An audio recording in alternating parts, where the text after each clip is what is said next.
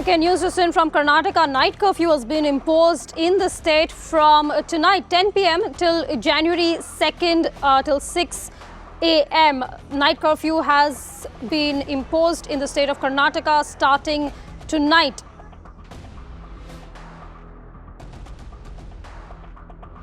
Okay, in light of the new strain of COVID that has emerged in the UK, a number of states are stepping up vigil and have enforced a number of curbs on movements, starting with Maharashtra, which said that there would be night curfew. Karnataka has followed suit.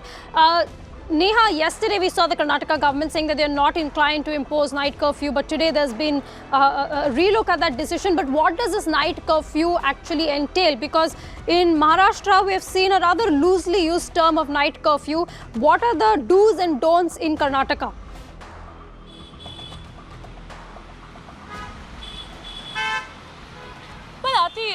First of all, to give our viewers an understanding, there was a technical advisory committee meeting that was held earlier today, wherein, the health minister, of course, briefed the technical advisory committee. They've given their suggestions, following which a meeting was held with the chief minister, and that is when, this particular decision was taken.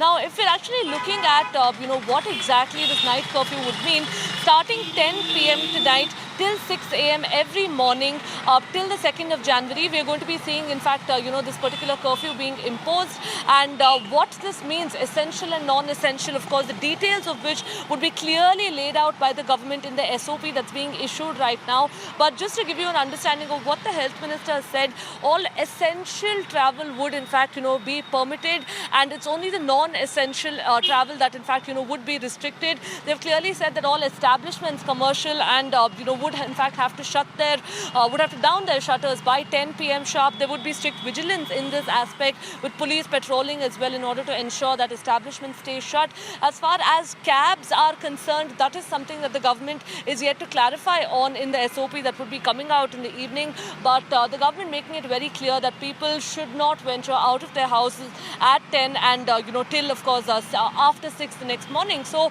also having said that, Aarti, one challenge that the government, sees right now is, in fact, tracking down those 2,500 people who've actually come into the state of Karnataka from November 25th till December 22nd or till yesterday. And we understand that the government is in the process of doing this. All these people who've been identified, the passengers, will then be kept a close vigil on. Their RT-PCR tests will be conducted on them, especially those who arrived in the past 14 days. So while, as of now, the government is yet to clarify on how many people who've come in from the UK have already tested positive, that's also a figure that we're awaiting. But the government of Karnataka, interestingly, Aarti, while all these curbs are being put in place, schools will continue to reopen from January 1st is what the government has maintained.